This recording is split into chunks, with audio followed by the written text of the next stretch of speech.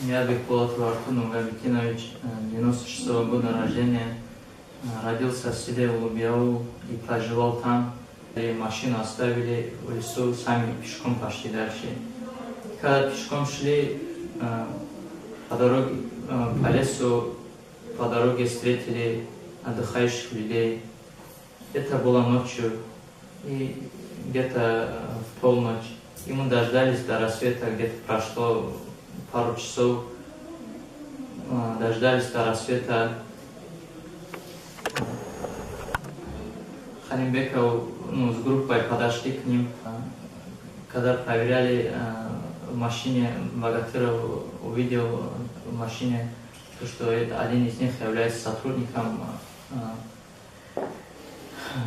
После этого мы разбудили их. После этого мы разбудили их. Один спал на улице, их было 5. Один спал на улице, а 4 спали в палатке. Вытащили их с палатки, завязал руки их и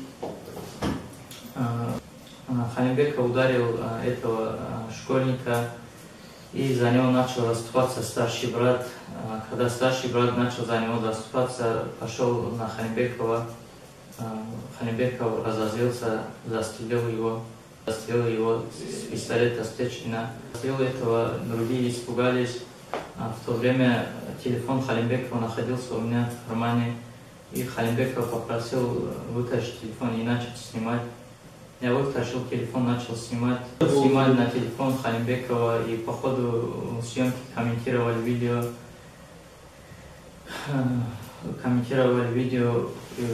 У них находились телефоны, и Халимбеков спрашивал, один телефон вытащил, спрашивал, чьи телефоны. И по ходу телефоны тоже повредили их, поломали телефоны, выкинули. И потом после этого взяли сотрудники полиции на его же машине, посадили его на его машину и заехали в лес.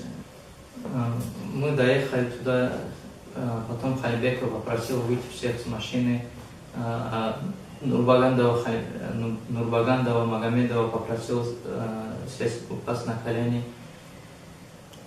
После этого Нурбагандова спросил Джамалдинов, что ты скажешь сотрудникам, скажи, чтобы уходили с работы. А он сказал, нет, работайте дальше. Я все это продолжал снимать, и на видео Халимбеков застрелил в голову Нурбагандова Магомеда. Халимбеков Магомед ответил ему, что он набухался и поэтому так разговаривает. И он на это время уже был трезвым. Нурбагандов Магомед находился в трезвом состоянии.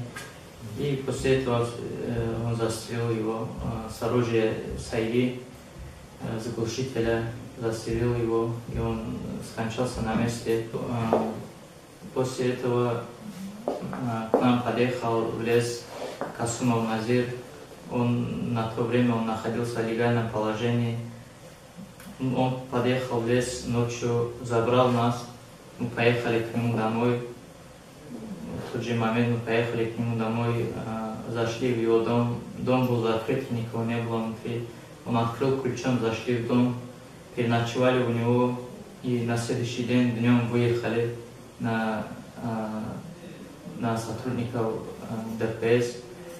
Мы знали, что на трассе постоянно находятся сотрудники, и заранее подготовили это и выехали на них. Поехали до Инчхе, в сторону Дербента.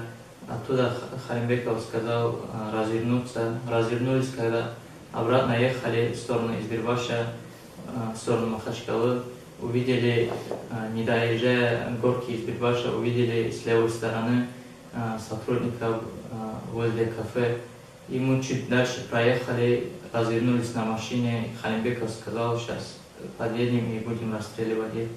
И мы подъехали, и я сидел в середине, сзади в середине, Халимбеков сидел в впереди, Касумов Назир тоже сидел впереди, Умаханов Рашид и Богатыров Амалад, они сидели сзади по краю.